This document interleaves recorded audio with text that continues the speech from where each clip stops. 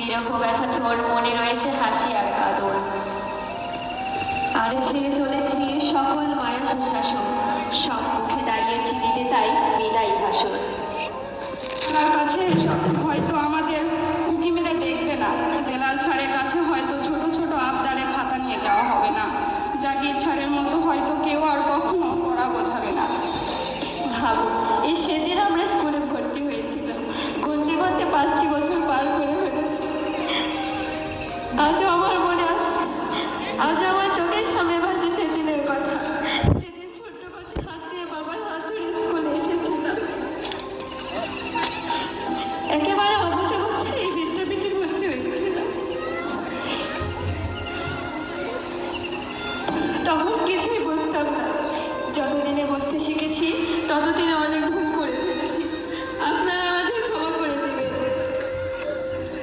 আজ শারীরিক ও মানসিকভাবে আমরা কত বড় হয়েছি, কিন্তু ইচ্ছা না থাকা সত্ত্বেও আমাদের অত্র প্রতিষ্ঠান থেকে বিদায় নিতে হচ্ছে। বিদায় সবাইকে নিতে হবে। টেস্ট পরীক্ষা শেষ, স্কুল থেকে আসার সময় স্যার বলল, কাল থেকে তোমাদের আবার স্কুল হবে না, কোচিং হবে। বাড়ি আসলাম, স্কুল ড্রেসটা খুলে যত্নে রাখলাম, কারণ আমাদের স্কুল ড্রেসটার রুলস আর নেই। যখন যে যার মতো স্কুল ড্রেস পরলেও চলবে, না পরলেও চলবে। ড্রেসটাকে যত্ন করে রাখলাম, কারণ এই ড্রেসটার সাথে আমার জীবনের বেস্ট সময়গুলো জড়িয়ে। স্কুলে না যাওয়ার জন্য কত বাহানা, কত অজুহাত খুঁজতাম। 9-10-এ ওঠার পর এমনটা ভাবতে লাগলাম, এই ভালো সময় যেন কখনো না ভোলায়। স্কুল থেকে যখন একসাথে বাসায় ফিরতাম, শেষ হয়ে যেত রাস্তা, কিন্তু ফুরতো না আমাদের গল্প। সাক্ষী আছে লাস্ট পেজ, সাক্ষী ছিল রাস্তা, আমাদের ফেলে আসা হারানো রূপকথা। ফাইনালি চলে আসলো বিদায়ের সময়। স্কুলে প্রথম দিনটা আর শেষ দিনটা একই ছিল।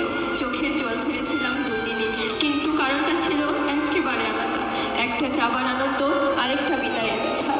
এভাবেই শেষ হয়ে গেল আমাদের স্কুল জীবনটা।